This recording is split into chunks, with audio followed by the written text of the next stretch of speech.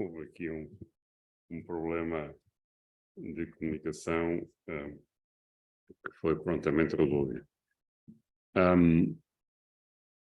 Mais uma vez, a Ordem dos Engenheiros recebe em sua casa uma conferência de elevada importância e, mais uma vez,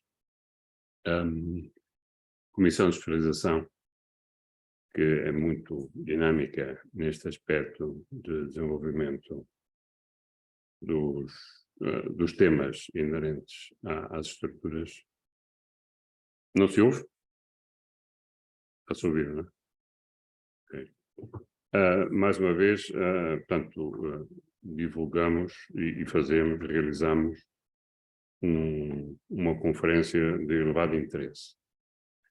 O tema da questão sísmica tem tido periodicamente e tem sido objeto periodicamente de preocupações que resultam de efeitos e de fenómenos que acontecem. Recordo que aqui há 2 meses atrás o tema esteve muito na ordem do dia devido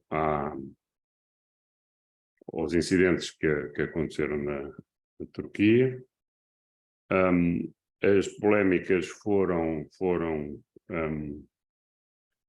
constantes, muita discussão, muito debate sobre o tema e a pergunta sempre presente: será que o nosso edificado suporta ou não suporta um sismo da natureza daquela que aconteceu na Turquia?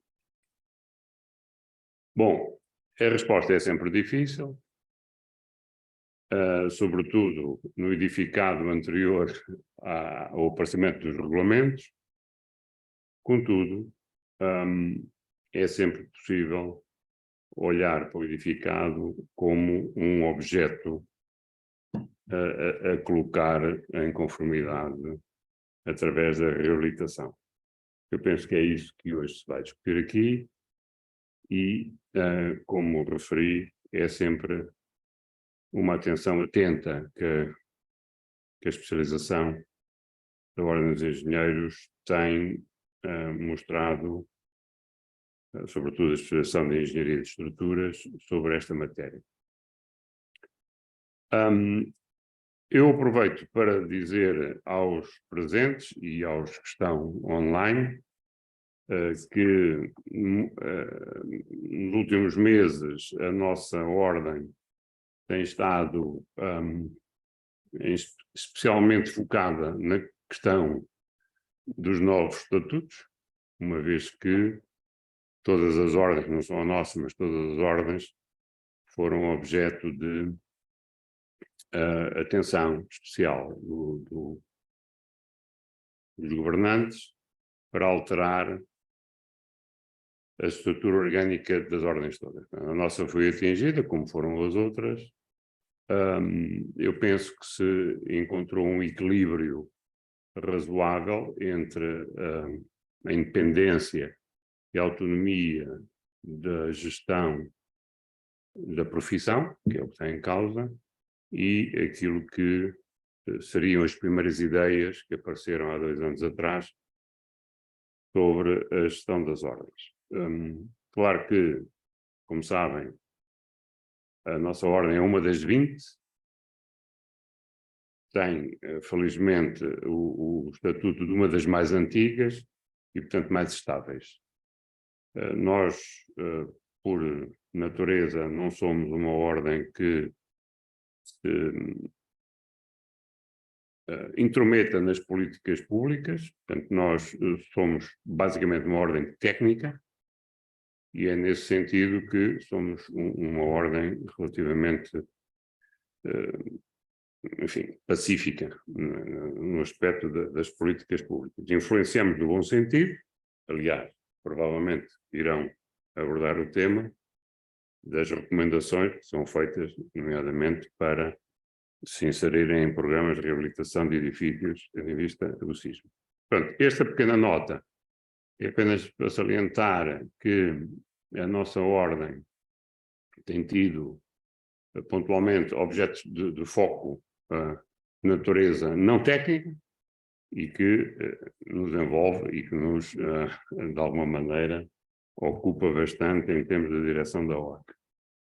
Isto não é motivo para esquecer a nossa missão principal, que é, em termos de regulação da profissão e em termos de enriquecimento técnico e cultural dos nossos membros, organizamos constantemente este tipo de conferências. Mais uma vez, muito obrigado pela vossa presença, não só os presentes diretamente, como os que estão online.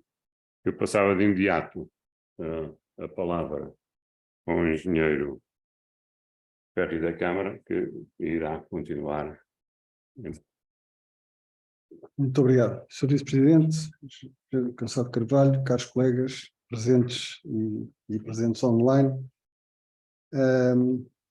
Umas breves palavras apenas para dizer que, portanto, a Portaria 302 de 2019 vem instituir a obrigatoriedade de elaboração do relatório de avaliação de vulnerabilidade sísmica dos edifícios em certos casos de intervenção em edifícios existentes. Tal exigência vem alterar a prática corrente em que se projetavam e executavam alterações dos edifícios que afetavam o seu comportamento face à ação sísmica, sem acautelar o respectivo reforço eventualmente necessário. Em paralelo, a entrada em vigor da aplicação obrigatória dos Eurocódigos Estruturais no projeto das estruturas dos edifícios veio permitir ao meio técnico dispor de um conjunto de regulamentação coerente. A reabilitação sísmica dos edifícios é uma necessidade nacional na qual há que investir, porque não podemos voltar, enquanto país, voltar a sofrer as perdas que o país historicamente sofreu, como por exemplo em 1755. Assim, entendeu a Comissão de Especialização de Engenharia de Estruturas da Ordem dos Engenheiros que é o momento para se fazer uma divulgação pública das normas que entraram em vigor e de boas práticas que elas vêm impor. Para tal, convidámos o engenheiro Eduardo Cansado Carvalho, reconhecido especialista na matéria e anterior coordenador desta comissão, cujo resumo curricular passo a apresentar. O engenheiro Eduardo Cansado Carvalho licenciou-se em Engenharia Civil em Estruturas pelo IST, que obteve os graus de especialista em Estruturas e de investigador coordenador pelo LNEC, Laboratório Nacional de Engenharia Civil. Desenvolveu a sua atividade no domínio da Engenharia Sísmica e das Estruturas de Betão Estrutural do LNEC, onde chefiou o Centro de Estudos e Equipamentos de Engenharia Sísmica.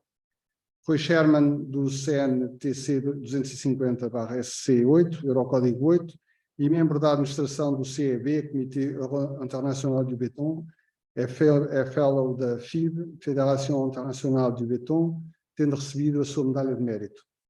É presidente da Assembleia Geral da Sociedade Portuguesa de Engenharia Sísmica e foi presidente do Grupo Português de Betão Estrutural.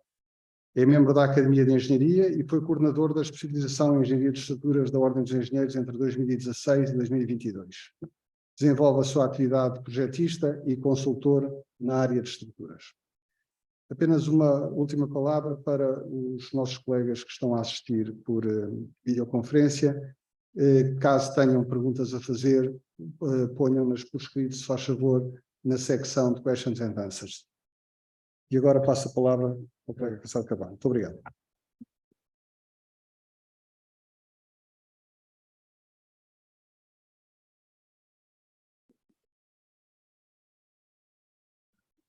Boa tarde.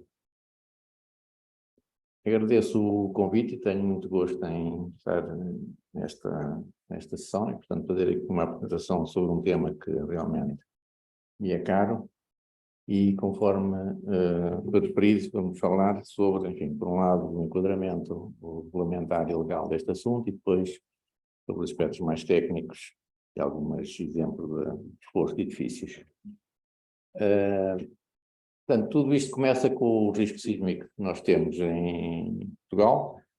Portanto, este slide já foi mostrado muitas vezes. Portanto, o risco corresponde a uma espécie de uma multiplicação, um produto da, digamos, vulnerabilidade, da exposição e da perigosidade sísmica. Portanto, é este conjunto. Portanto, a perigosidade é um efeito natural, portanto, é uma situação que nós temos em Portugal, enfim, e que aumenta de norte para sul e também nos Açores. A vulnerabilidade é a melhor ou pior maneira que as construções que respondem a um sismo, e a exposição, portanto, são as pessoas e também os bens económicos expostos ao sismo. Portanto, nós, para fazer a reabilitação sísmica, portanto, não podemos diminuir a perigosidade, não podemos, digamos, diminuir a vulnerabilidade se não fizermos a reabilitação. A exposição normalmente aumenta se não fizermos nada, porque, enfim, quando fazemos uma reabilitação sem precaver problema sísmico, portanto, normalmente aumenta-se o valor do imóvel e passa a viver mais gente num edifício, e, portanto, isto normalmente, se fizermos reabilitação sem a reabilitação sísmica, temos um problema de acréscimo, de aumento do risco sísmico, e, portanto, é um assunto que temos que tratar e tratar de reduzir a vulnerabilidade sísmica. Portanto, isto durante muito tempo não estava coberto legalmente, mas a partir de 2019, portanto, há três documentos legais que estão aqui, que dão um enquadramento legal a esta questão. Portanto, é um decreto de 95 de 2019, portanto, que introduz a aplicação dos eurocódigos estruturais com força regulamentar, portanto, e que na altura previa um período de transição que, entretanto, já acabou com a regulamentação anterior, e introduz a necessidade da avaliação da mobilidade sísmica em situações de reabilitação. E, portanto, tratado na Portaria 302 de 2019, foi aqui já referida. Portanto, este assunto, portanto, é tratado num despacho que, portanto, introduz os eurocódigos e os respectivos anexos nacionais. Os eurocódigos são, na realidade, normas que têm uma gênese europeia, mas que depois são transpostas para cada país com os respectivos anexos nacionais, e que, portanto, com este despacho passou a ter força regulamentar. Se não tivesse, uma norma não seria obrigatória. O despacho, portanto, trata da definição das ações, portanto, em relação às ações correntes gravíticas e as mais correntes e as combinações para efeito das verificações de segurança, e cobre as estruturas de edifícios em betão e em aço.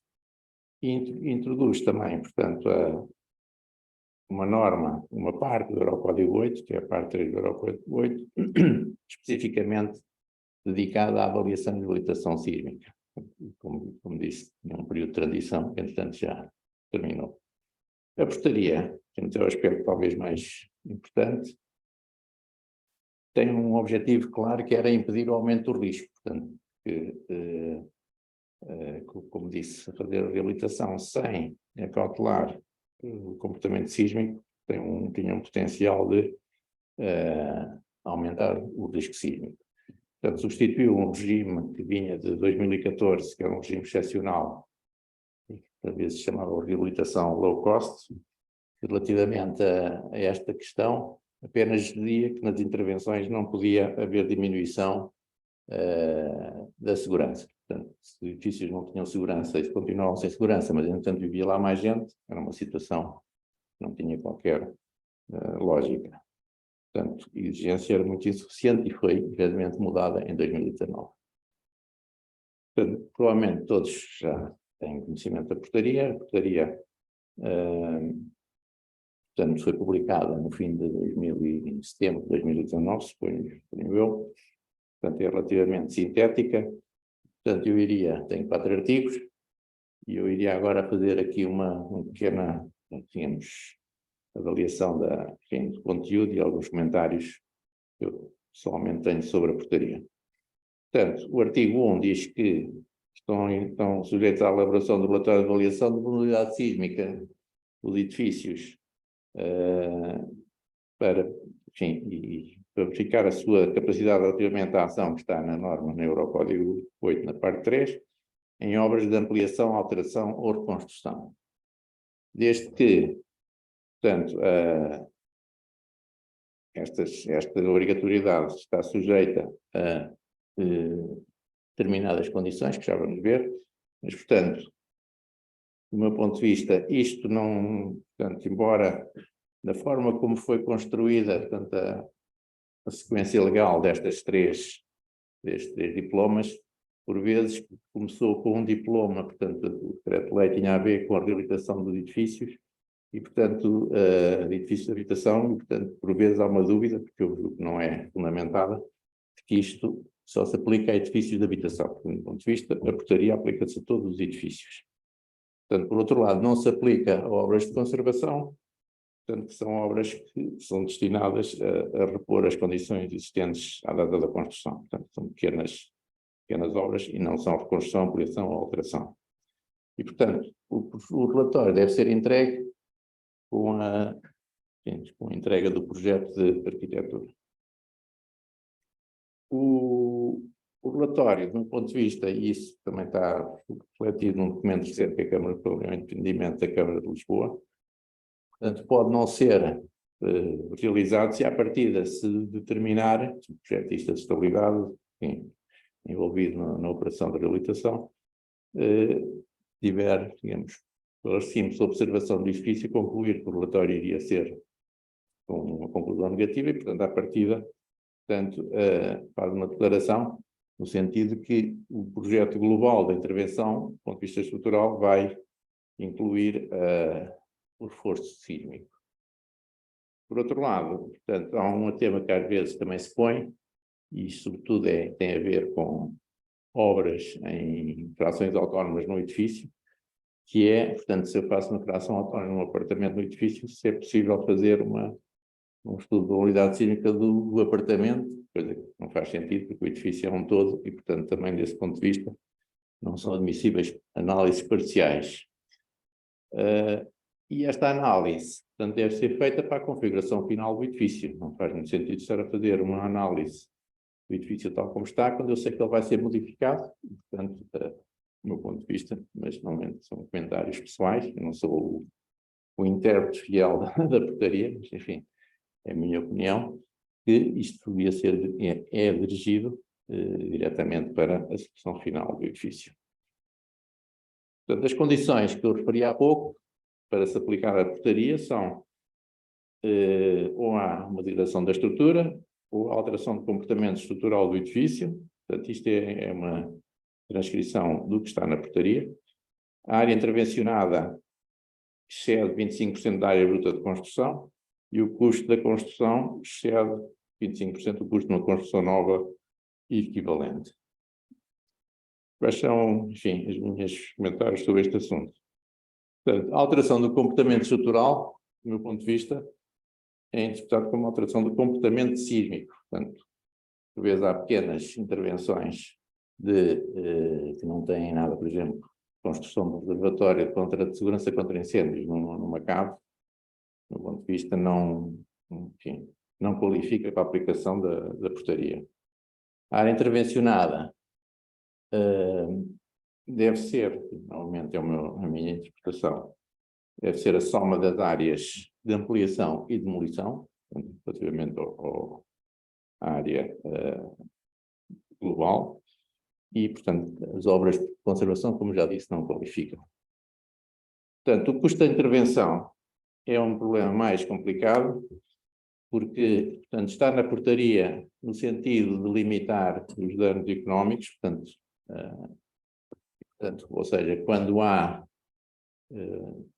limitar o risco do ponto de vista dos aspectos económicos, mas não define um critério para nem custos de construção, e isso é uma questão que é difícil de resolver. Há várias fontes possíveis, mas a portaria, portanto, não é explícita sobre isto. Designadamente, por exemplo, pode-se utilizar os valores do imposto do IMI, tem definidos custos por metro quadrado, não é verdadeiramente de construção, mas é por metro quadrado do imóvel, e, portanto, aqui deveria retirar-se 25% para o custo, para o valor do terreno. Depois existem também informações relativamente à habitação de custos controlados, mas em muitos casos edifícios têm uma qualidade digamos, tem instalações mais sofisticadas que um edifício de custos controlados, ou então uma estimativa justificada pelo projetista, enfim, com base em obras equivalentes. Mas, de facto, isto é um tema que tem alguma ambiguidade Não sei como é que as câmaras têm gerido este assunto, mas, e também, sinceramente, não sei como é que se consegue definir uma regra objetiva para esta situação. No artigo 1, no número 2, portanto, isto relativamente aos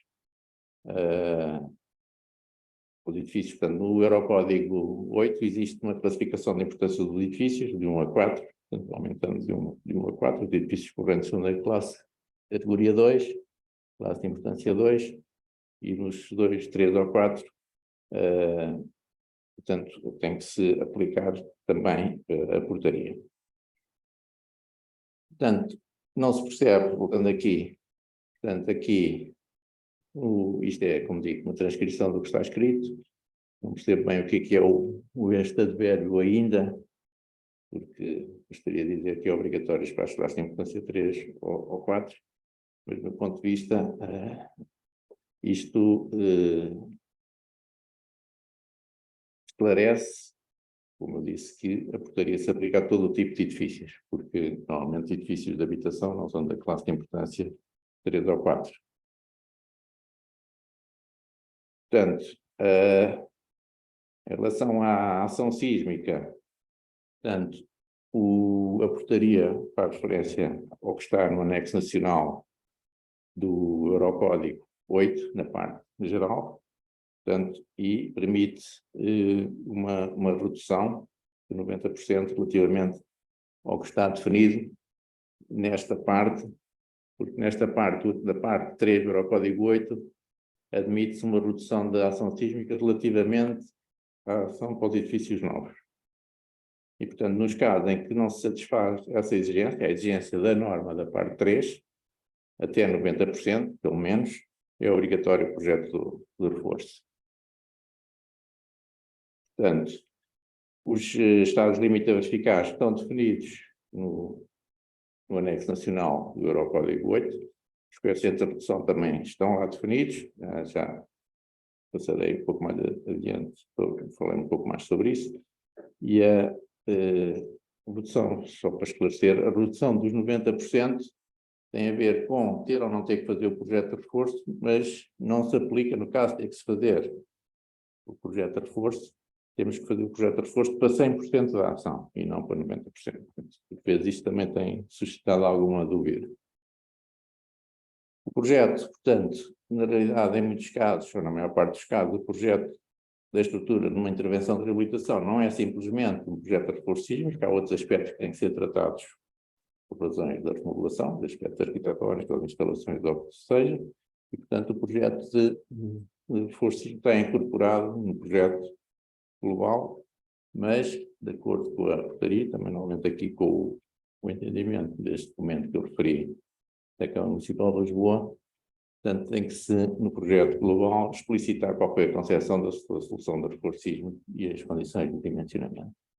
A portaria ainda refere que o NEC deverá publicar informação para, digamos, facilitar a aplicação da portaria e, portanto, esta informação está aqui neste site, em que as pessoas terão acesso depois à conferência, portanto, à apresentação, e, portanto, poderão ver aqui o que é que existe. Portanto, agora, entrando então concretamente, portanto, passando dos aspectos mais legais da portaria, temos a situação, portanto, do Eurocódigo 8, parte 3, que é a base técnica para a elaboração da avaliação e a reabilitação de edifícios. Portanto, parte 3, avaliação e reabilitação de edifícios. Portanto, esta norma tem logo no preâmbulo uma nota clarificadora que diz que a norma, isto porquê? Porque a norma foi publicada como norma e a sua publicação não se quis que a sua publicação tornasse obrigatório a intervenção em todos os edifícios. E, portanto, aqui clarifica que a entrada da norma, digamos, no processo só acontece depois de haver uma decisão, de facto, de fazer a reabilitação. E essa decisão, de facto, está estabelecida na portaria. Portanto, a portaria diz os casos em que tem que se fazer, então, nessa altura, a norma diz como é que se faz. Portanto, esta norma tem uma orientação diferente da norma para os edifícios, da parte do Eurocódigo 8 para os edifícios novos, porque se baseia muito mais no chamado Displacement Based Design, e é, digamos, uma avaliação mais em relação às formações e deslocamentos da estrutura e menos em relação às forças ou aos esforços que se desenvolvem na estrutura. Convém chamar a atenção de que, ao contrário de muitas outras ações, a ação dos sismos não é uma força, não é verdadeiramente uma força aplicada nas estruturas. Acontece, por exemplo, quando eu ponho uma sobrecarga num pavimento ou ponho um caminhão em cima de um tabuleiro de uma ponte, portanto, realmente é uma força vertical aplicada.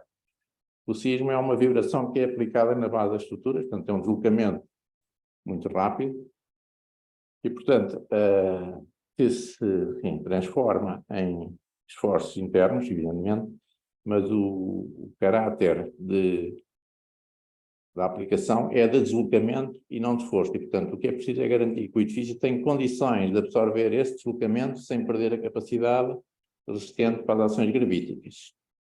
O que efetivamente faz cair os edifícios é o sismo danificar os pilares, os vigas, os paredes, o que seja, as fundações, a ponto de ela perderem capacidade de suportar a carga vertical. A caricatura não é o sismo que faz cair os edifícios, o que faz cair os edifícios é a ação da gravidade.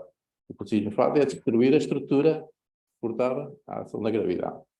E, portanto, isto para dizer que, de facto, é o deslocamento que é o parâmetro mais importante na engenharia sísmica e não os esforços internos. Portanto, nós temos um novo paradigma, embora ainda se aceite, em alguns casos, uma análise com base no coeficiente de comportamento, que é a situação básica do Eurocódigo para os edifícios novos, e com coeficientes de comportamento bastante reduzidos, mas nos casos em que não se aplica o coeficiente de comportamento, portanto tem que se fazer uma separação nas verificações para os elementos dúcteis, são aqueles que se deformam sem perder grande resistência, daqueles frágeis, são aqueles que, assim que atingem a sua capacidade limite, colapsam, perdem totalmente a sua capacidade. Portanto, temos 3 estados limites neste Eurocódigo, aqui um pouco mais rápido, mas, portanto, que são, novamente, também um pouco diferentes dos que estão na parte geral do Eurocódigo 8, para os edifícios novos. Isto também decorre do facto de eles terem sido publicados em alturas diferentes. Primeiro foi dos edifícios, o geral dos edifícios novos, tendo essencialmente 2 estados limites a verificar, que são, portanto, os danos severos e a limitação do dano, portanto, não tenham exatamente a mesma designação. Espero, em princípio, que agora na revisão que está em curso destes textos, que esta situação seja nada mais consistente em termos de terminologia, para não haver dúvidas de interpretação, mas, portanto, nós temos, essencialmente, verificar um estado limite de danos severos e um estado limite de dano que é para os sismos mais frequentes, não haver danos, enfim, desproporcionados relativamente à ação. Na norma, no anexo nacional da norma em Portugal, portanto, dispensa-se a sua aplicação no caso das classes de importância 1, são edifícios, enfim, de muito pequena importância, normalmente sem pessoas no seu interior, edifícios agrícolas, portanto, pequenas enfim, oficinas, coisas muito rudimentares. Classe de importância 2, que é o caso geral de edifícios correntes, tem que se verificar apenas dos previstos dos 3 estados limite de danos severos, portanto, que no fundo corresponde a evitar o colapso e permitir a saída das pessoas em segurança. Tem, portanto, garantir essencialmente a segurança das pessoas, não exige a limitação de dano, portanto, para um edifício existente, isto é a interpretação do anexo nacional, não do documento base. Portanto, o edifício é o que é e, portanto, não se justificaria estar aqui fazer uma verificação para a limitação de danos. Para os edifícios das classes 3 e 4, obriga a verificar todos os estados limites com ações cada vez mais severas. Como eu disse, portanto, o anexo nacional permite uma redução relativamente ao que temos para os edifícios novos e, portanto, em vez de termos no danos severos, que é o principal, em vez de termos 475 anos de período de retorno, temos 308 anos, um pouco menor, e que dá origem, portanto, a uns coeficientes de redução, que também estão na norma, no anexo nacional da norma. Portanto, como sabem, em Portugal nós temos 2 tipos de sismicidade, portanto, um sismo de grande magnitude à distância, são os sismos no Oceano Atlântico, e temos, portanto, que são de tipo 1, e temos os sismos mais pequenos, mais próximos, portanto, de menor magnitude, portanto, que são os tipo 2, portanto, que, portanto, na realidade, são os fusões que ocorrem nos Açores, e, portanto, os coeficientes de redução estão nesta ordem de grandeza, portanto, de 0,75, 0,84, 0,89 para o estado limite de danos severos. Portanto, a norma, portanto, tem uma orientação sobre a escolha, um dos objetivos, um dos requisitos para se fazer a reabilitação sísmica é obter informação sobre o edifício que vamos tratar. E, sobretudo, obter informação que permita fazer a modelação estrutural e depois fazer a sua avaliação do seu comportamento sísmico. Portanto, há várias fontes de informação possível. Portanto, é procurar informação disponível do próprio edifício, projeto original, portanto, informação que haja da fase de obra, portanto, enfim, informação específica do edifício.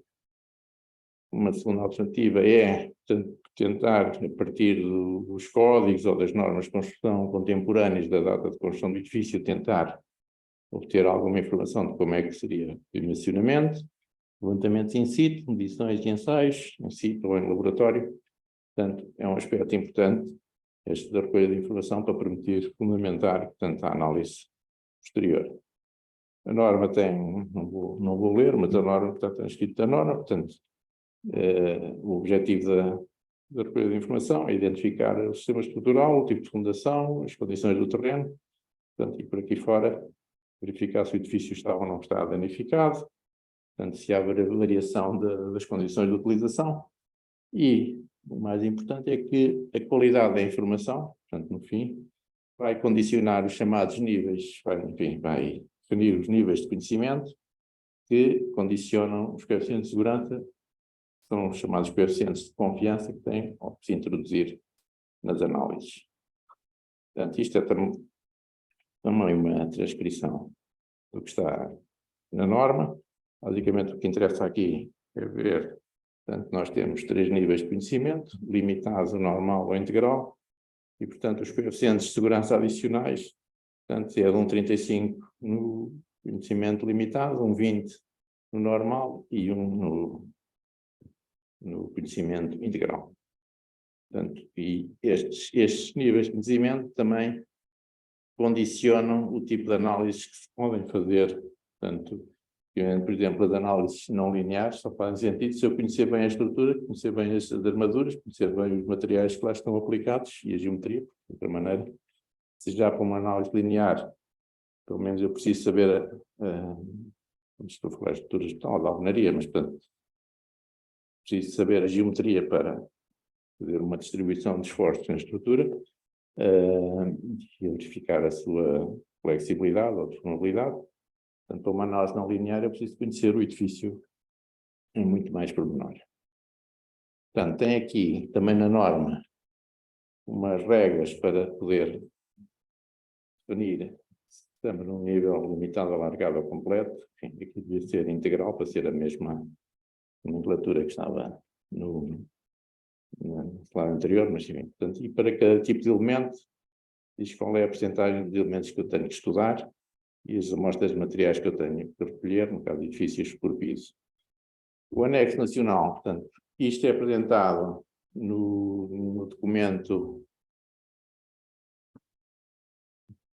de base, portanto, no Eurocódigo 8, parte 3, publicado pelo CEP, portanto, a nível europeu, mas é apresentado como uma recomendação, portanto, faz parte dos chamados parâmetros de determinação nacional, E nós, no anexo nacional, em Portugal, não se alterou este quadro, embora se diga que se admite variações em relação a estes números com justificação fundamentada. A menos justificação fundamentada, aplica-se o justificado. Portanto,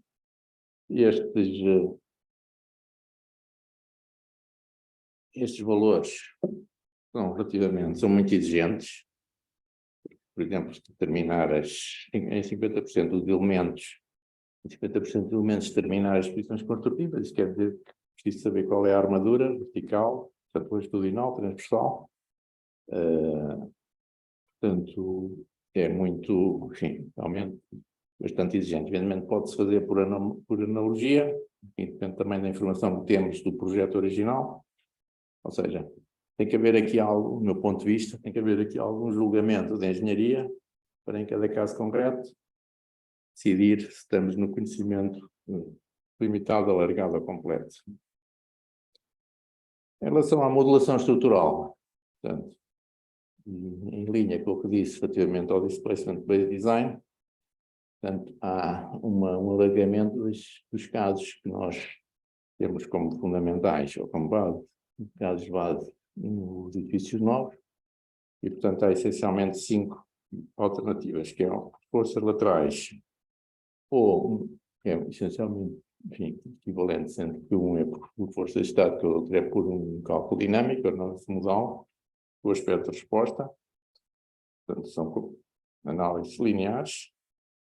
Análise estática não linear, portanto, que é em inglês que designa por pushover, portanto, corresponde a ir aplicando uma deformação crescendo no edifício para verificar qual é a sua resposta não linear, considerando já a possibilidade de haver a ocorrência de rótulas plásticas, plastificações e cedências na estrutura. Análise dinâmica não linear, portanto, isto é um caso muito como uma hipótese de aplicação muito remota, portanto, análise teria que se gerar sismos para fazer análise passo a passo, de integração passo a passo, portanto, não tem grande aplicação na prática. E, como eu já disse numa das slides anteriores, portanto, também se aceita uma abordagem por coeficiente de comportamento com coeficientes de comportamento limitados. Portanto, 1,5 para betão e 2 para máximo. Portanto, não devemos ser 1,5 para betão armado e 2 para estruturas metálicas, estruturas de base. Nestes casos, com exceção da última situação, portanto, é considerado o espectro de resposta elástico, que está no regulamento, como definição da ação sísmica, da vibração sísmica no terreno, sem qualquer redução. A condição, no entanto, para a realização de análises por forças laterais ou de análise modal, ou seja, portanto, abordagens lineares do comportamento, para efeitos da modulação ou dimensionamento ou para a verificação do comportamento da estrutura, existe uma limitação que, no fundo, tem a ver, portanto, com a maior ou menor uniformidade de distribuição do comportamento não linear na estrutura. Portanto,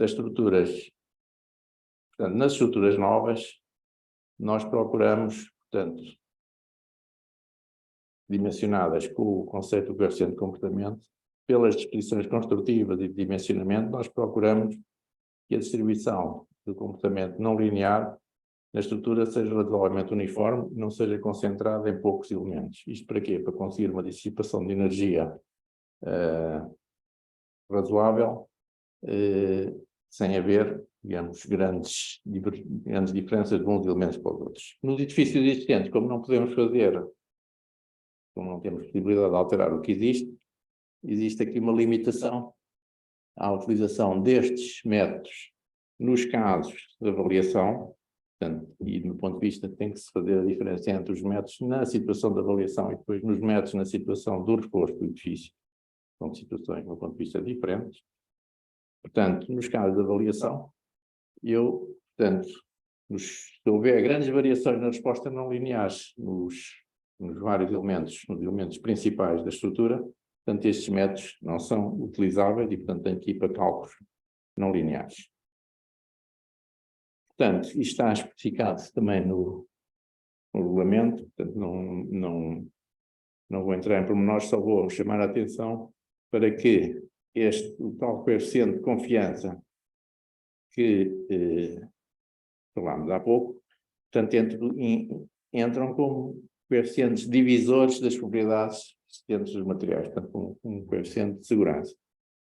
Mas, no caso dos edifícios, portanto, de elementos frágeis, são utilizados como um fator multiplicativo nas verificações do chamado capacity design. Portanto, aumentam portanto, no capacity design eu tenho, por exemplo, de mencionar o esforço transverso de uma viga, tendo em conta a capacidade resistente dela em flexão, para garantir que a ruptura se vai dar em flexão, que é dúctil, e não se vai dar em esforço transverso, que é frágil.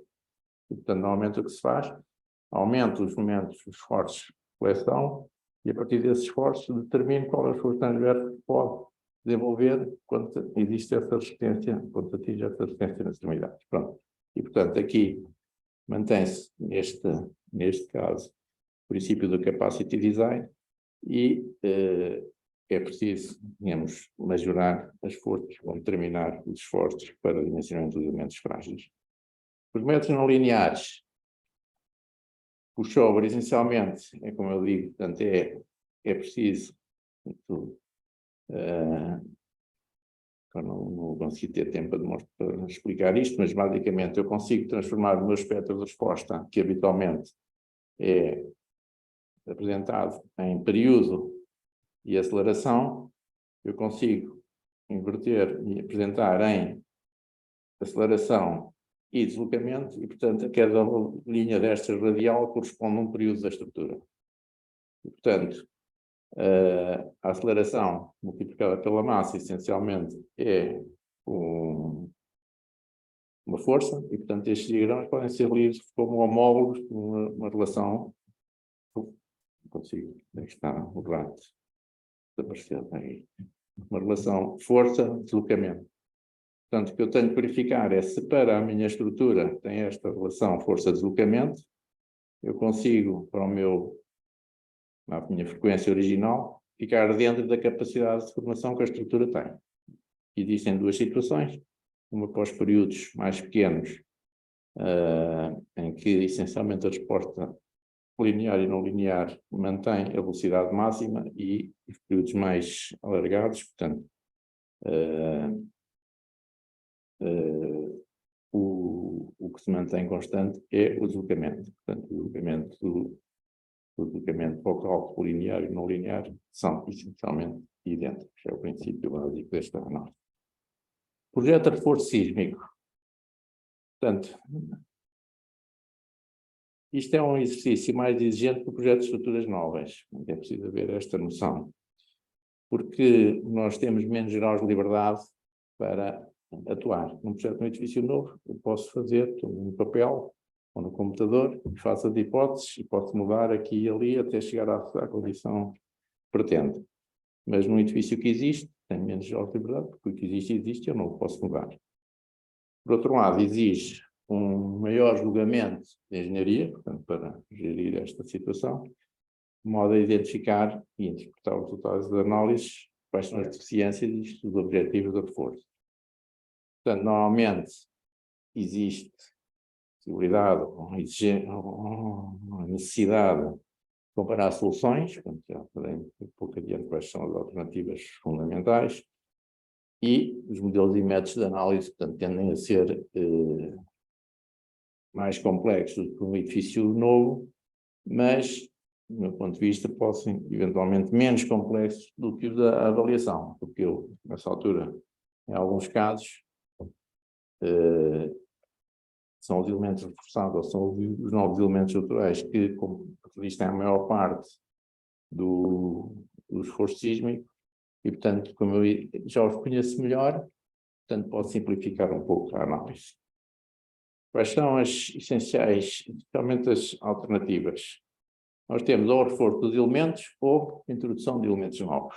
Já veremos um pouco adiante. O reforço de elementos é identificar quais são os elementos que não se desfazem das necessidades, portanto, a resistência ou a formação, disponibilidade que lhes é imposta, podem ser vigas, pilares, fundações, podem ser reforçados com encamisamento em betão, portanto, às vezes isso acontece em pilares, portanto, alarga-se com encamisamento em betão ou em fibras, portanto, polímeros reforçados com fibras, portanto, mantas de carbono, que hoje em dia existem no mercado, podem ser reforçados, existem estruturas de betão chapa de barões exteriores, tirando estravamento transversal, e em paredes de alvenaria, portanto, o reforço a partir de lâminas de betão projetado, betão armado.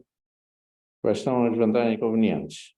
Portanto, as vantagens, portanto, genericamente mantém o sistema estrutural, portanto, tendencialmente é menos intrusivo, porque são intervenções localizadas, mas só é aplicável quando o número de elementos suficientes for reduzido, senão acaba por ter uma intervenção que também acaba por ser muito intrusiva.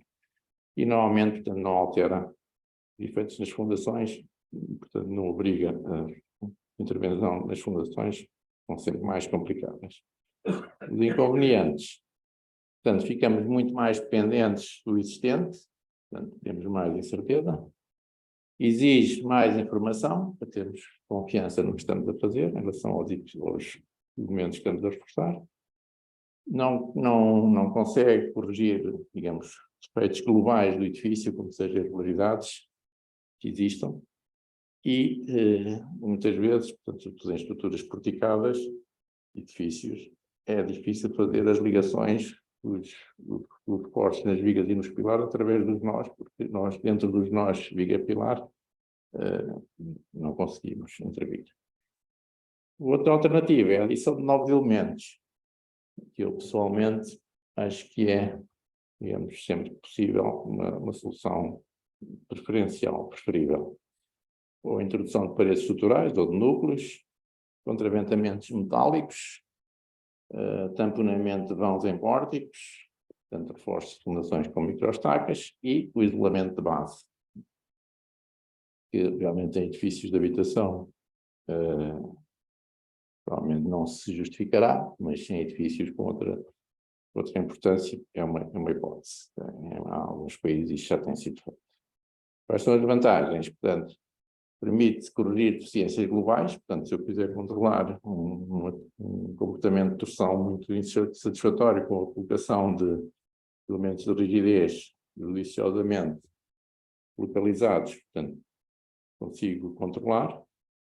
Fico menos dependente, portanto, se estes elementos passarem a suportar a maior parte da ação sísmica, fico menos dependente do existente e, portanto, a informação requerida é menos exigente.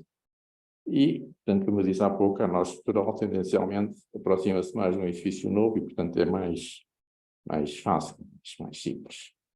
Quais são os inconvenientes? Portanto, é mais intrusivo, normalmente, exige, sobretudo quando se põem paredes novas, portanto, intervenções nas fundações e a ligação do novo ao existente normalmente tem que ser feita com bastante atenção e, às vezes, é difícil de, digamos assim, avaliar os esforços nessas transmissões. Portanto, é um assunto que tem que ser visto com atenção e é mais exigente do ponto de vista do projeto. Portanto, agora ia apresentar aqui 3 exemplos em que estive envolvido de esforço sísmico de edifícios. Portanto, o primeiro exemplo é um edifício por uma remodelação, portanto, é 2018, isto ainda é antes da publicação da portaria 302 de 2019, é uma remodelação profunda de uma unidade hoteleira, portanto, mantendo-se a funcionar. Portanto, o objetivo é manter como uma unidade hoteleira, mas, portanto, muito mais exigente do ponto de vista das características dos acabamentos, das circulações, dos elevadores, das instalações técnicas. Era um edifício de betão armado com uma cave e 6 pisos, era um edifício muito longo, com 110 metros, tinha originalmente 4 juntas de dilatação. A construção foi feita em 2 fases, uma primeira em 64, que existe o projeto, mas que não tem qualquer referência à ação sísmica, e uma ampliação em 71, já tem uma referência genérica que foi cumprido o RCEP, mas não quantifica qual foi dos coeficientes sísmicos previstos neste regulamento. Isto é o Regulamento Licitatório de Edifícios e Pontes, foi publicado em 1960, sem quantificar. De qualquer maneira, no bom sentido, que o projeto da estrutura disponível é bastante completo e detalhado. Fizeram-se levantamentos estruturais que incluíram sondagens de fundações, geometria de elementos estruturais, identificação de armaduras e depois estudos de carbonatação e de cloretos, do ponto de vista, não era diretamente preocupação sísmica, mas devia, digamos, e veio a verificar-se, portanto, influenciar a solução do reforço, obviamente levou à, digamos, demolição das zonas que já tinham níveis de cloretos, isto é próximo do mar, tinham níveis de cloretos já bastante elevados. Portanto, a estrutura está aqui, o projeto original, portanto, tinha uma primeira fase, é esta aqui, depois tem uma fase aqui, portanto, lá as bigodas pré-esforçadas, totalmente orientadas, portanto, isto são pórticos pré-esforçados ao edifício, ligado, as bigotas pré-esforçadas, e havia 4 juntas de dilatação, uma que estava aqui, uma que estava aqui, havia uma aqui alguns, e havia aqui uma muito estranha, uma última, quando o último corpo ficava só um tramo, não se percebia bem porque é que fizeram uma junta de dilatação aqui.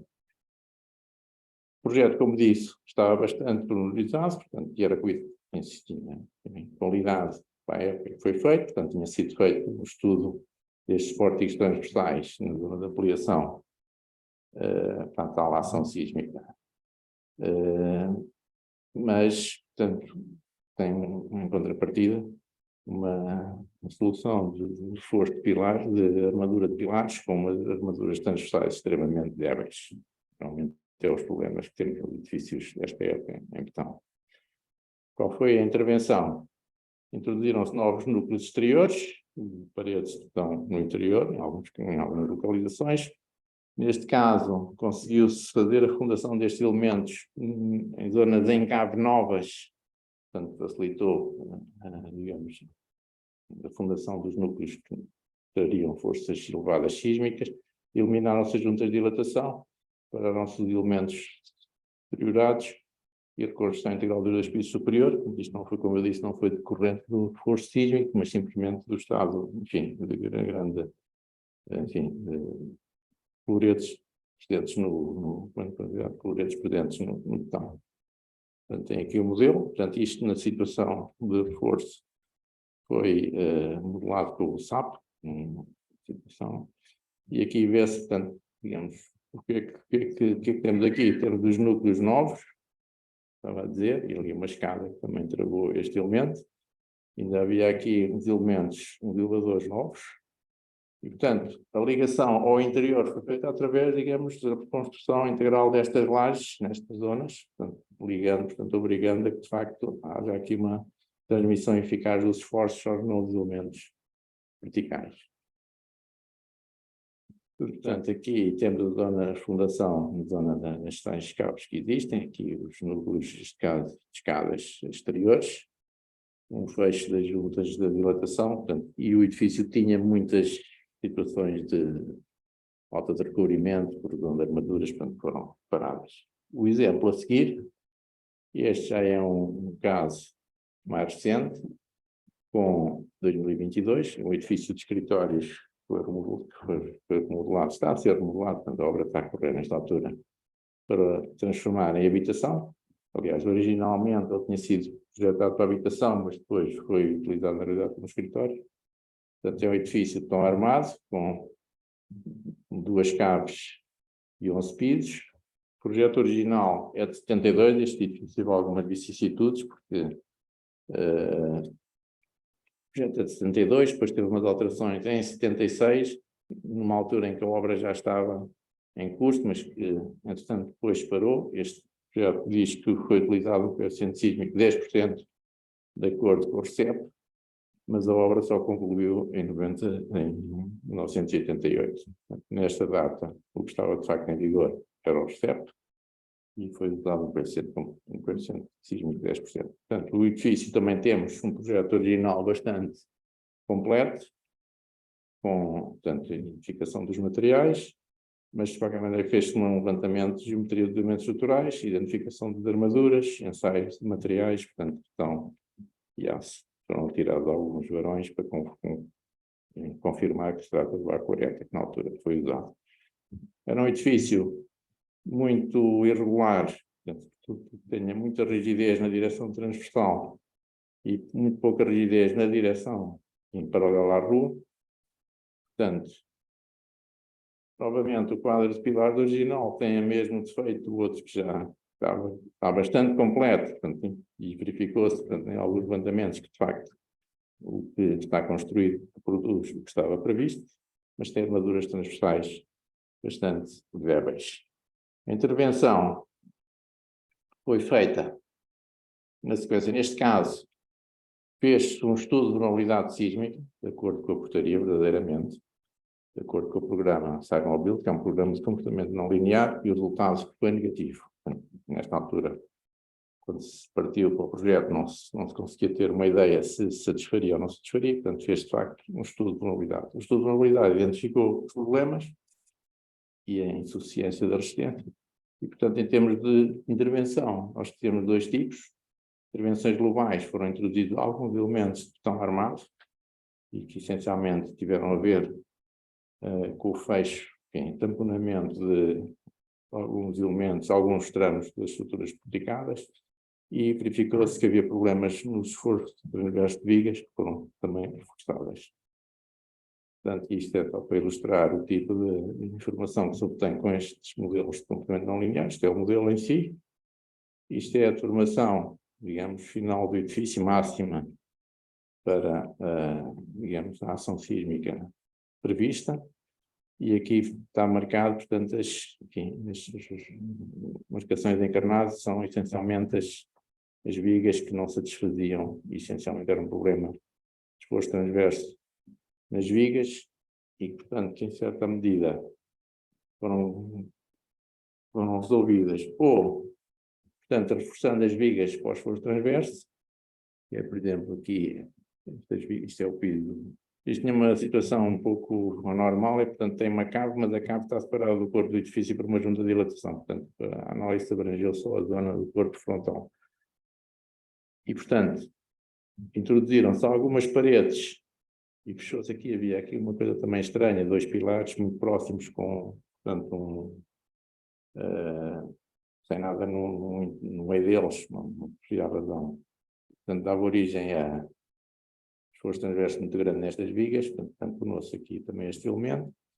Portanto, criou-se aqui uma parede, fechou-se aqui também a parede deste núcleo, e aqui, e, portanto, depois reforçaram as vigas, portanto, em relação ao esforço transverso, com armaduras exteriores, no caso em que era mais fácil fazer, ou através de uma armadura interior, nos casos de situações de empena, portanto, em que não era possível pôr armadura deste lado. Pronto, as imagens de tamponamento das vãos de pórtico e da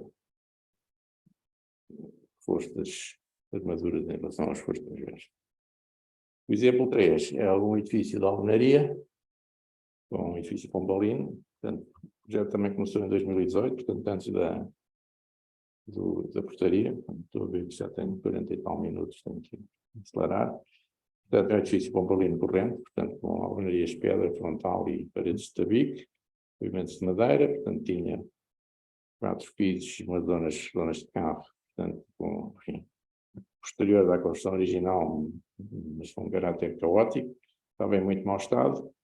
Foi feito um levantamento dimensional da estrutura e, em particular, da geometria das paredes frontal, fez o conhecimento geotécnico, fizeram-se sondagens das fundações, fizeram-se ensaios de caracterização mecânica das alvenarias e das madeiras dos pavimentos, uma vez que o objetivo era manter os pavimentos de madeira. Portanto, isto é só para terem uma ideia do aspecto, uma degradação que os pavimentos tinham, portanto, isto é a zona, sobretudo nos pisos da cobertura e do sótão que existia, uma parte já estava até escurado, portanto havia em algumas situações também evidências de intervenções ao longo do tempo, portanto, aqui há uma zona frontal, depois aqui há uma zona de tabique, aqui há uma zona de tijolo maciço, portanto isto, digamos, havia uma certa anarquia, digamos assim, na gestão do edifício ao longo do tempo.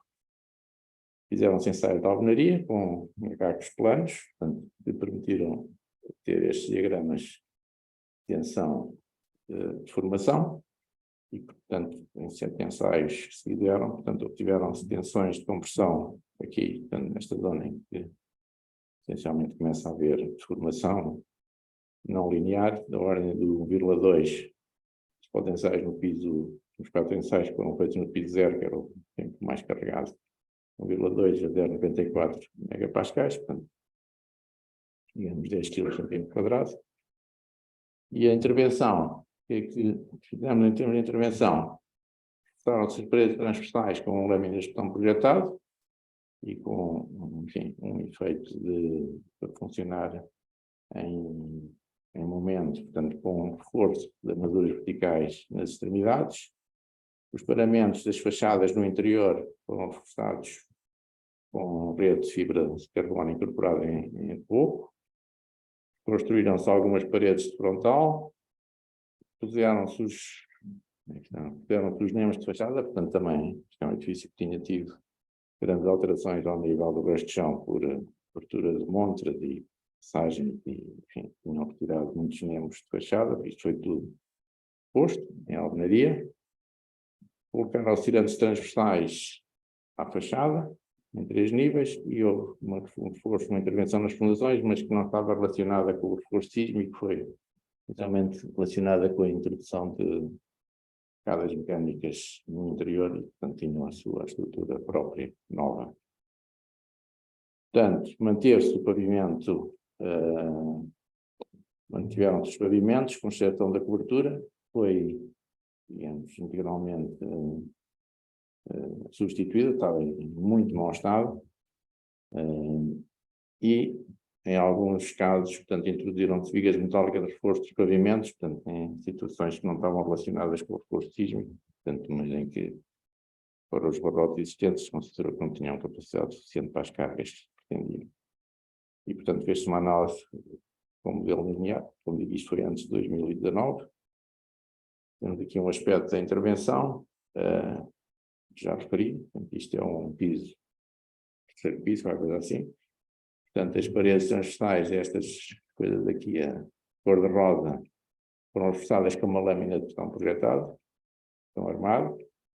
Depois temos a construção dos manutenção ou reconstrução dos pavimentos, portanto, não sei se consegue perceber bem, isto tem 2 tons de castanho, portanto, este aqui está em bom estado, mantiveram-se, estes mais claros são pavimentos novos. Isto era o projeto, depois em obra, na realidade, ainda teve que se ajustar. Este tipo de intervenções são sempre muito exigentes em relação à presença em obra. Portanto, as vigas metálicas de reforço de pavimentos para diminuir os vão dos barrotes, em alguns casos estão aqui a azul, e estão aqui a ver as paredes de frontal que se mantiveram. Portanto, algumas foram retiradas, mas a maior parte mantiveram-se. Portanto, tem a valorização dos vários aspectos da intervenção. Isto é só para ilustrar a situação. Portanto, na zona da cobertura, era bastante complexa por causa das trapeiras que existiam. Portanto, chegou-se a pensar que haveria uma viga de coroamento em betão, mas depois abandonou-se essa ideia, fez-se uma viga, enfim, um elemento de coroamento corrido, chumbado à alvenaria existente, que em parte corria do próprio pré-chal que existia de origem. Portanto, antigamente faziam, digamos, construção pambolina que tinha estes elementos que ligavam aos pavimentos, portanto, se mantiveram, e correu-se aqui um novo elemento de madeira corrido, portanto, parafusada à alvenaria, sobre a qual nascia a estrutura da cobertura. Portanto, e aqui é um pormenor da reconstrução, portanto, dos tais nemes de fachada que tiveram que se repor, portanto, refolhados ao existente e reconstruídos em alvenaria de pedra. Portanto, está aqui umas imagens, portanto,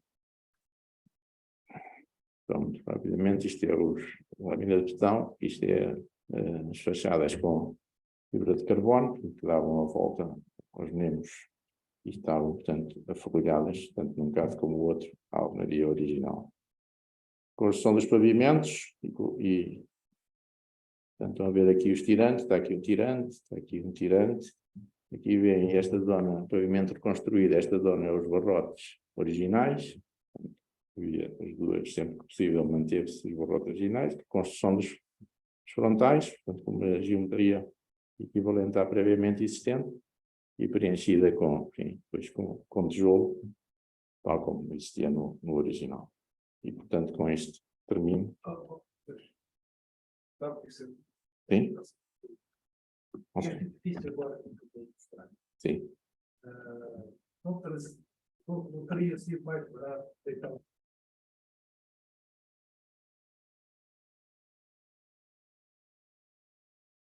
Não foi feito no estudo. Não haver este edifício. Já me aconteceu. Este edifício tem um valor patrimonial que dominou toda a intervenção. Portanto, esse assunto, posso dizer inclusivamente que este edifício, portanto, tinha umas caves e não se podia, digamos, aumentar as caves por causa dos problemas arqueológicos. Portanto, estava muito extraordinariamente condicionado pelas exigências patrimoniais. Portanto, até posso dizer que já tínhamos feito um projeto há 10 ou 12 anos, ou mais, ou há 15 anos, para este edifício, quando era de um outro proprietário, em que na altura se previa, digamos, a substituição do pavimento de madeira por um pavimento metálico.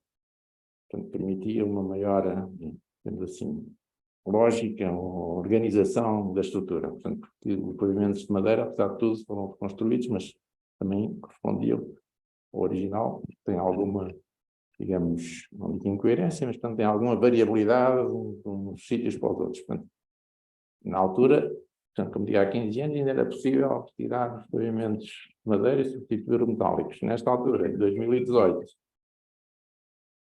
desculpa.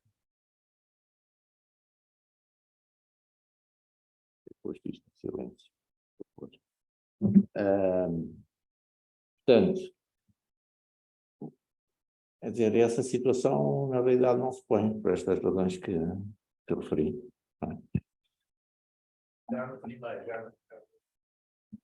Já no primeiro caso, da tal unidade hoteleira, digamos, o valor patrimonial, portanto, isto aqui sempre umas situações, na realidade, sempre mais complexas do que, como diz o outro, o diabo está nos pormenores.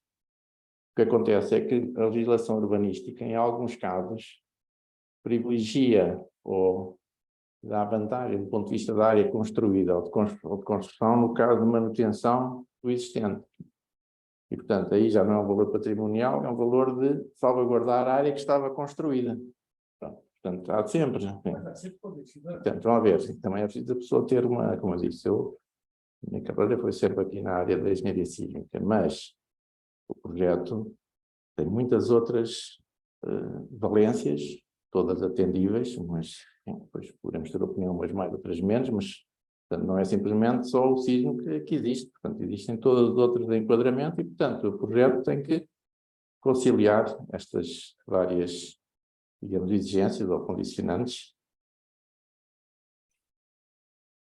Bem, começarmos ao debate antes do início oficial. Agradeço ao Eugênio Cansado Carvalho a longa exposição que fez e que procurou, enfim, expor as dificuldades que penso que todos os nossos colegas enfrentam quando se deparam com este tipo de problemas. Temos aqui questões postas online e temos aqui também a audiência, portanto, eu começaria por perguntar aos presentes se têm alguma questão para além daquela que o nosso colega já pôs.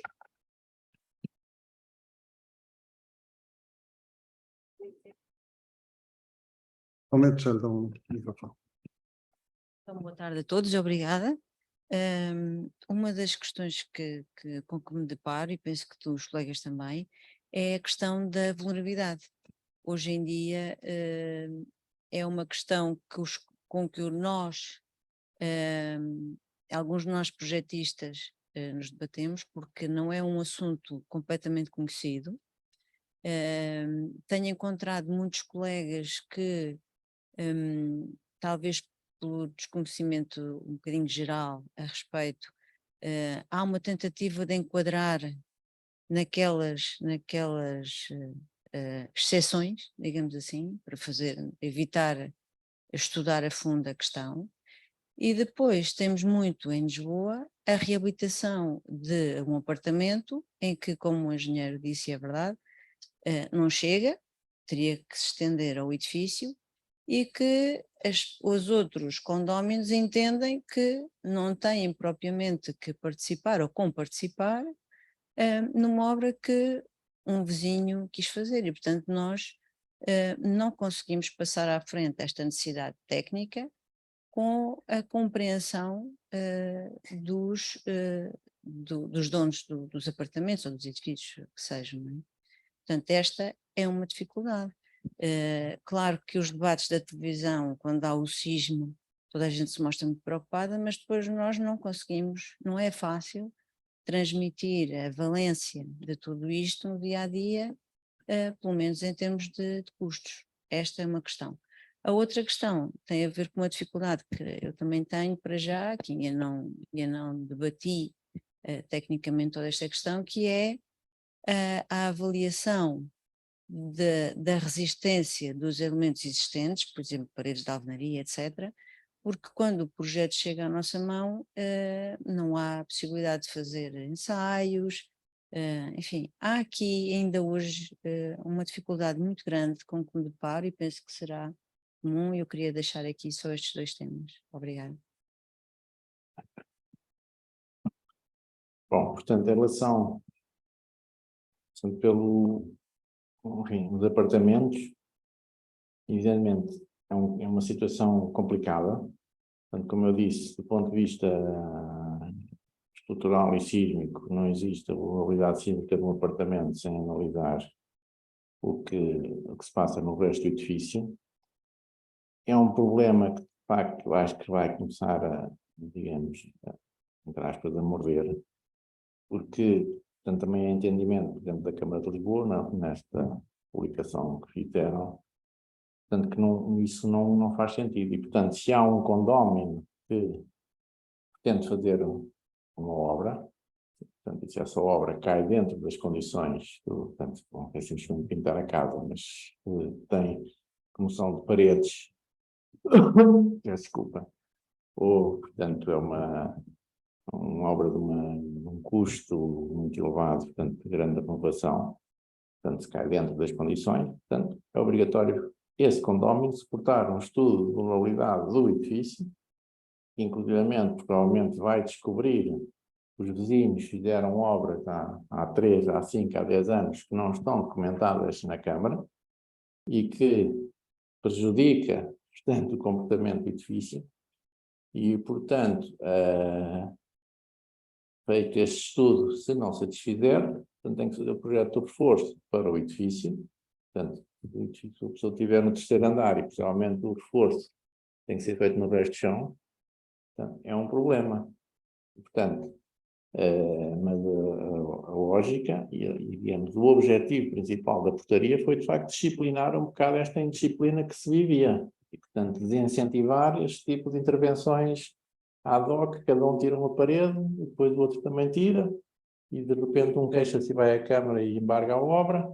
Portanto, o objetivo, digamos, a portaria não é perfeita, e eu acho que, enfim, numa próxima oportunidade já há experiência suficiente de aplicação que permitisse melhorar, tirar algumas ambiguidades, mas o simples facto da portaria existir introduz disciplina e é logo um primeiro passo na diminuição do risco, ou digamos, na paragem do crescimento do risco. Portanto, é como digo, o sismo quando chegar não sabe se a obra encontra um objeto. Portanto, o sismo não quer saber se o edifício foi projetado por o Sr. X, Y ou D, ou se o regulamento A, B ou C. Portanto, encontra um objeto físico. Portanto, e é sobre esse objeto que vai atuar. O sismo é implacável quando descobre, na descoberta das deficiências do edifício. Quer dizer, ele não reconhece, e por isso existem edifícios antigos que não tiveram projeto de resistência sísmica, que se desfazem e que comportam-se muito bem, portanto, porque mesmo que não tenha havido um regulamento ou uma intenção pela sua robustez, satisfaz. À partida, embora haja uma tendência que edifícios mais antigos terão um comportamento pior, mas não é por si só uma conclusão. E, portanto, é como digo, a portaria tem estes problemas e vamos ganhando experiência a ver como é que se consegue resolver. Mas eu tenho exatamente agora entre a mão exatamente uma situação no edifício em que houve uma pessoa que fez as obras, estava a fazer umas obras, alguém fez queixa, foi lá à Câmara e agora tem que fazer o estudo da mobilidade daquele, portanto, só aquele, ou então tem que repor a obra como estava, portanto, enfim, cria-se, portanto, a existência da portaria é um desincentivador desse tipo de situações. Pronto, e desse ponto de vista já está a cumprir algum papel. Em relação aos materiais, pronto, eu sei que às vezes, sobretudo em intervenções mais pequenas, é difícil, portanto, fazer ensaios, mas, como digo, portanto, projetar, quer nos edifícios novos, quer nos edifícios existentes, projetar é tomar decisões. E, portanto, isso é que é o difícil do projetar. Tomar decisões é que é o difícil. E, portanto, é com reunindo toda a informação possível, nem que seja bibliográfica, nos documentos de laboratório que eu referi, porque tem, digamos, valores típicos de assistência de alvenarias e modos de elasticidade, enfim, portanto, podem ajudar a orientar. Como também foi dito, nos casos em que há menos conhecimento, portanto, temos que usar coeficientes de segurança maiores. Pronto, e, portanto, às vezes, portanto, o investimento no levantamento do edifício ganha-se, recupera na utilização de coeficientes de segurança mais pequenos, portanto, mas, enfim, não tenho uma resposta para dar concreta, mas cada caso é um caso e o responsável pelo projeto da estrutura tem que decidir. Há aqui posta online uma questão exatamente idêntica a essa, portanto, a legislação procura e bem ir dotando o edificado nacional de uma melhor capacidade para resistir às ações sísmicas. Na prática, pergunta qual a viabilidade da sua aplicação em caso de necessidade de reforço em virtude da modulação de apenas um apartamento no edifício. O reforço todo edifício, alojamento provisório e a reabilitação de todos os outros apartamentos é incomportável. Presumo que a resposta esteja dada. Essas situações, sim, o objetivo da portaria e a interpretação que as câmaras farão da sua aplicação, o princípio será no sentido de desincentivar intervenções localizadas e não coerentes dentro do edifício. Uma outra questão, de que forma considera na análise estrutural dos edifícios de alvenaria o reforço por botão projetado? Um aumento de espessura da parede, eventualmente homogeneizado para a diferença de maior diversidade, ou existe algum método analítico?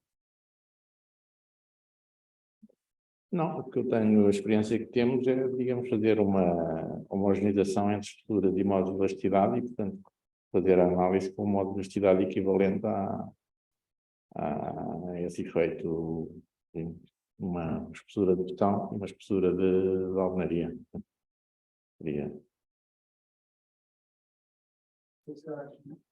Há alguma questão mais? Boa tarde. Eu só gostava de colocar a questão.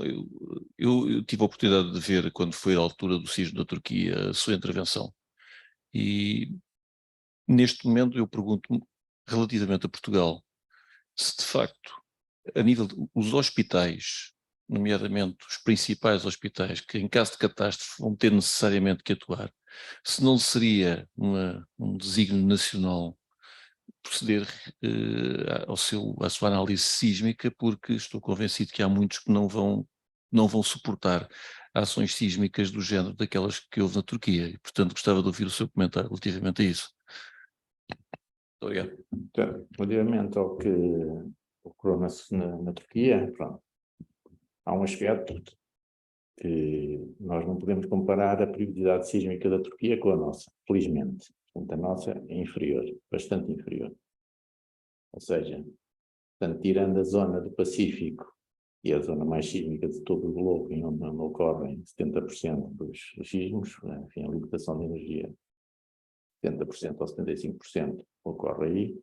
Na Europa, portanto, de facto, essa zona Turquia-Irão é a zona de maior perigosidade. Pronto, isto é um primeiro ponto. Portanto, quando se viam aquelas imagens, e às vezes enfim, nós temos que ter uma certa, enfim, como engenheiros, uma certa racionalidade e frieza na análise das situações. Portanto, um sismo com aquela intensidade, com aquela magnitude, tão próxima de uma cidade com aquele tamanho de população, em Portugal, do meu ponto de vista, é altamente implausível. Pronto. Tirando isto, nós temos, de facto, um problema de perigosidade sísmica em Portugal. E, portanto, além disso, temos também na Turquia uma qualidade construtiva que, felizmente para nós, é inferior à nossa, apesar de todos os defeitos que nós temos. Pronto.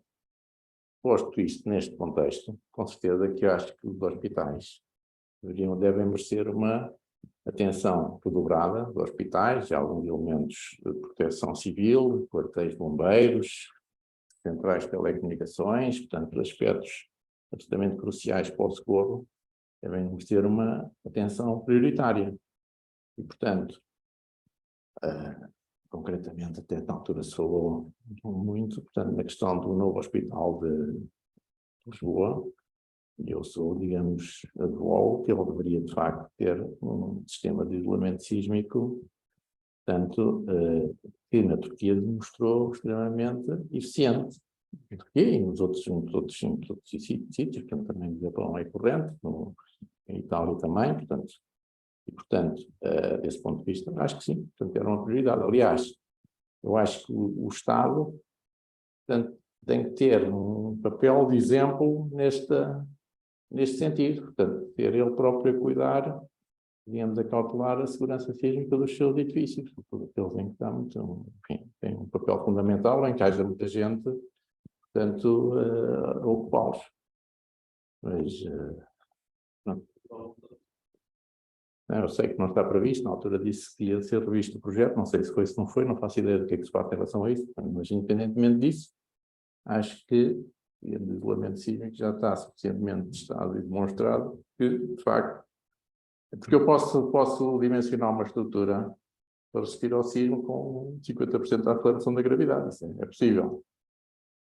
Faço um bunker, porque as acelerações que se desenvolvem são de tal maneira que nada fica em pé dentro do edifício, a pessoa não se aguenta em pé no edifício durante um sismo desses. Portanto, o edifício, além de que depois fica danificado para a ocorrência, para o socorro imediato. Portanto, acho, voltando ao princípio, sou desfavorável a, digamos, a que este tema seja reavaliado. Enfim, em alguns países é obrigatório. Não sei se em Portugal terá que seguir por uma via desse tipo. Temos aqui mais algumas outras questões, mas já estamos bastante adiantados na hora. Vou pôr só aqui. Não sei se há mais alguma questão aqui da nossa plateia. Aqui uma questão que é a seguinte. Ligeiramente diferente da análise do apartamento inserido no edifício, à luz da portaria, considera que para os edifícios de maior dimensão é razoável analisar parcialmente corpos separados por juntas de dilatação, embora sem junta sísmica.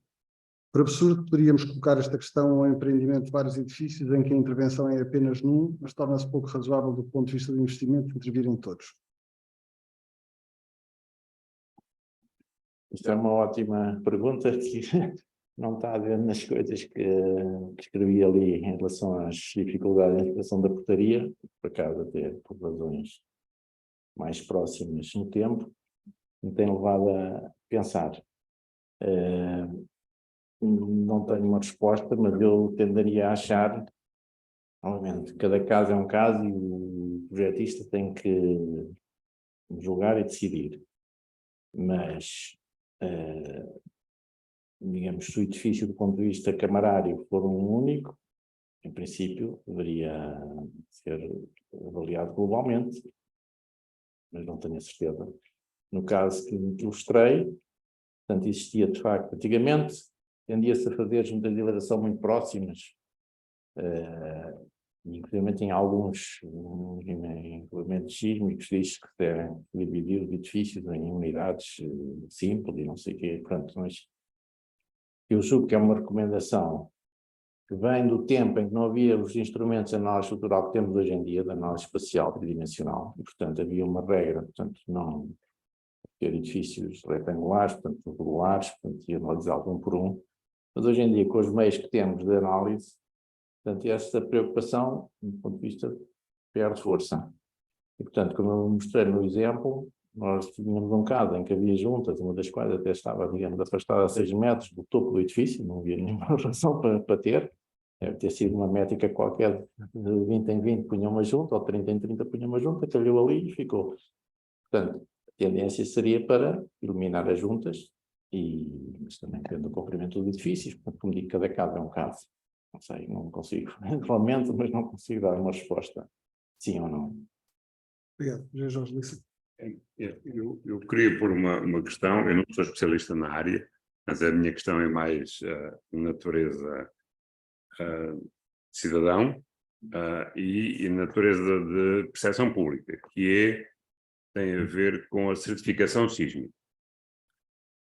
Tal como se construiu um sistema de certificação energética que dá alguma confiança ao cidadão quando olha para uma propriedade, um edifício, diferenciar uma classe energética X, Y ou Z, mais concretamente A, B, C, etc., se seria possível conceber também um sistema de certificação sísmica que desse confiança a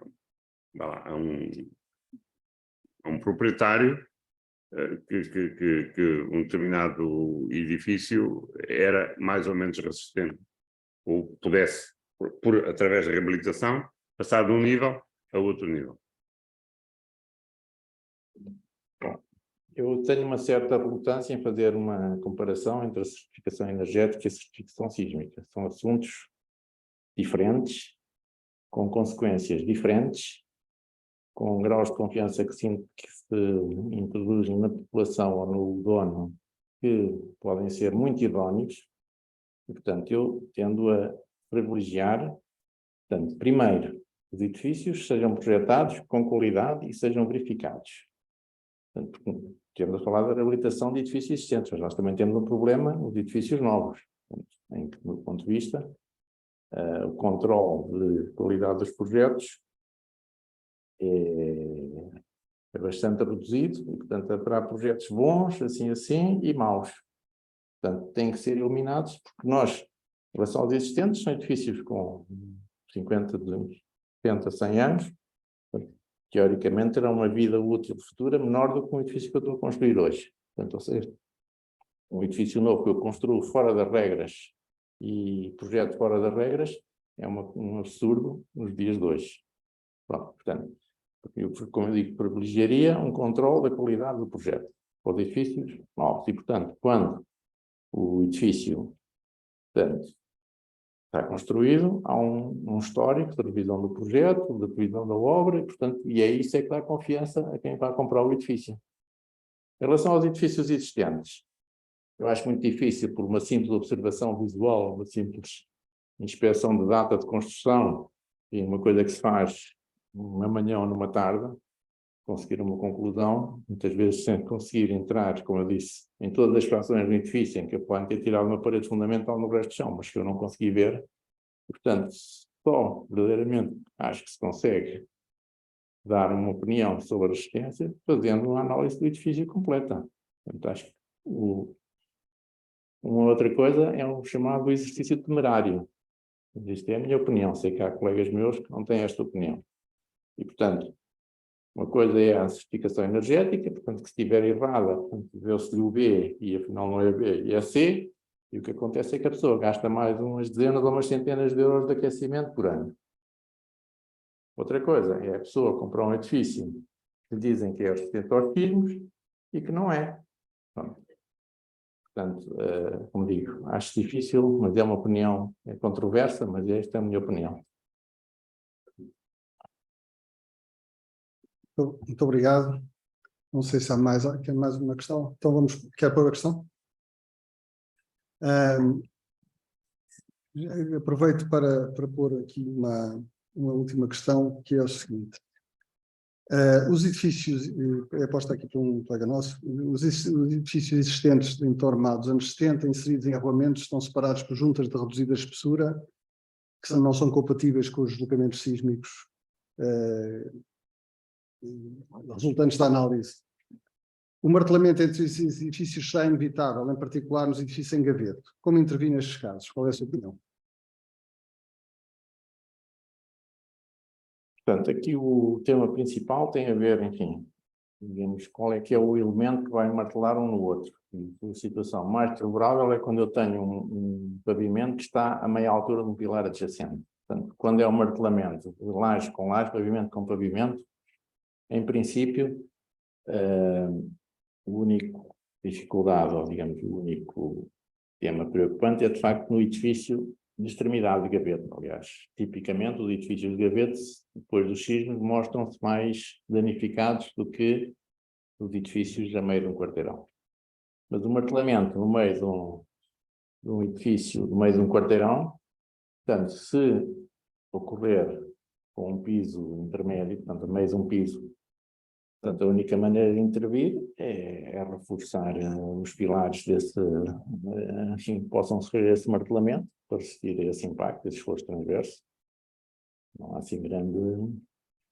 Embora, por outro lado, os edifícios, se tiverem alguma homogeneidade do ponto de vista da altura e, enfim, da sua tipologia construtiva, tenderão a vibrar de uma forma relativamente em uníssono. Portanto, os efeitos de martelamento não serão muito importantes. São importantes no meio de um quarteirão se houver um edifício alto ao lado de um edifício baixo. Portanto, aí, se o edifício baixo for mais fraco, o edifício alto vai deitá-lo abaixo. Muito obrigado pela sua exposição. Penso que teve imenso interesse. Ficavam aqui ainda, queríamos aqui mais algum tempo em discussão. Penso que há que reter aqui alguns aspectos que foram aqui referidos. Primeiro é a importância, de facto, da qualidade do projeto. Passa necessariamente pela necessidade dos projetos terem revisão. Essa revisão penso que é um ato de engenharia que é extremamente importante que seja generalizado. Por outro lado, a fiscalização das obras também é um aspecto que é fundamental e eu aqui atrever-me-ia a pôr uma última questão. Não seria, de facto, útil que, dada a diminuição de competências, diminuição de capacidade técnica, digamos, das autarquias, o Estado promovesse a criação, o alargamento de competências de uma entidade, como, por exemplo, a Autoridade Nacional de Proteção Civil, de forma a poder fazer fiscalização aleatória de algumas obras, um bocadinho à semelhança do que a ASAI faz na restauração? Sim, acho que sim. Quer dizer, antigamente, o meu pai também era engenheiro civil e fazia projetos de estruturas. Eu lembro, na altura, aquela história tinha que se pedir a vistoria para se tornar uma laje. E o fiscal da Câmara ia lá verificar as armaduras e dava autorização. Escrevia no livro, no livro de obra que se chamava, era a folha de fiscalização, ou autoridade, enfim, pode betonar, a autoridade dá betonar. Isso foi-se perdendo e, portanto, hoje em dia não existe e, portanto, uma fiscalização que fosse por cima da fiscalização que, em princípio, o dono de obra deve ter, acho que sim, por efeito da amostragem que houvesse. É porque há sempre vamos lá ver, simples facto de haver essa possibilidade leva as pessoas a terem mais cuidado. Enfim, se posso pôr limites de velocidade nas estradas, mas se não houver radares, agora quando há radares a pessoa tende a ter mais cuidado. Portanto, enfim, por si seria acho que seria no bom sentido.